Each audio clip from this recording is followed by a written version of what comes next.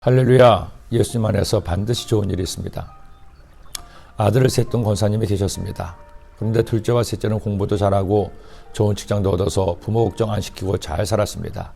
문제는 첫째였습니다. 첫째는 정서적으로 약간 문제가 있었습니다. 직장생활도 제대로 못하고 그만두기가 일쑤였죠. 하도 독립을 하겠다고 해서 방을 얻어주었는데 방이 아니라 쓰레기장입니다.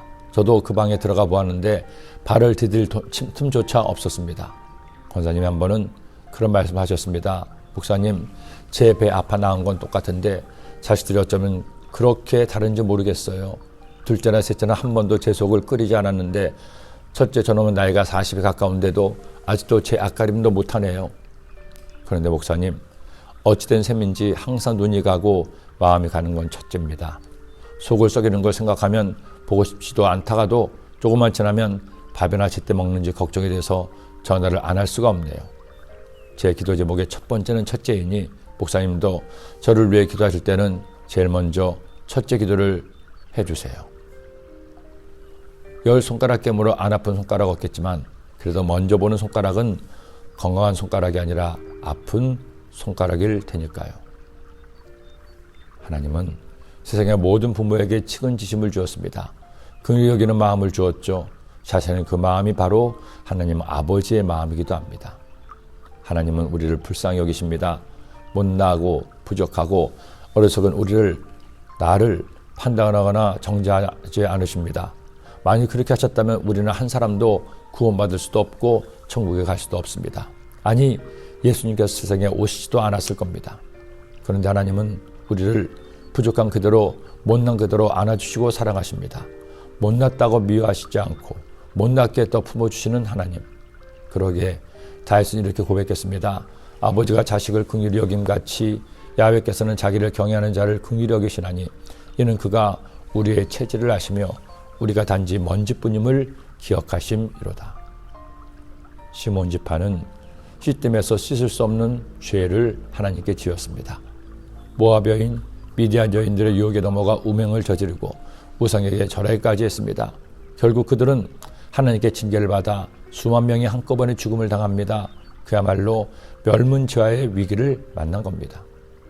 결국 시몬 지파는 유일하게 죽음을 앞둔 모세의 축복 기도에서도 빠지는 수모를 당합니다.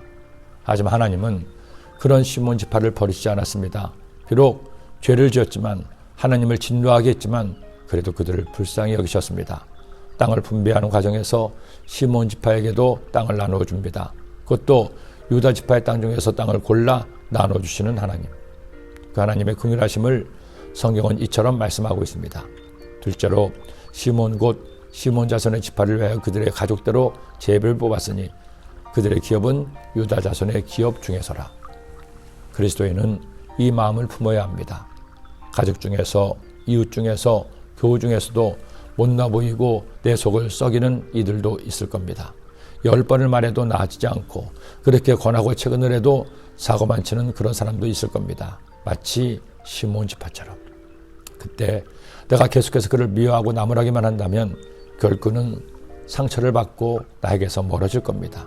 그리고 그 상처는 나에게로 되돌아올 겁니다. 그것도 30배, 60배, 100배로. 그리고 사실은 못나고 실패하고 제대로 해내지 못하는 그가 나보다 훨씬 속상하고 힘들 겁니다. 단지 내색을 안 할 뿐이죠. 그런 그를 나무라고 판단하는 것은 그야말로 불에 기름을 붓는 격일 겁니다. 그러니 우리 그를 불쌍히 여깁시다. 측은지심을 가집시다. 못났다고 나무라지 말고 못났게 더 격려하고 손을 잡아줍시다. 그때 여러분은 예수님의 1등 제자가 될 것입니다. 기도드립니다. 사랑의 주님, 주님의 마음, 측은지심을 갖고 모든 사람을 대하는 저희들 되게 하여 주옵소서.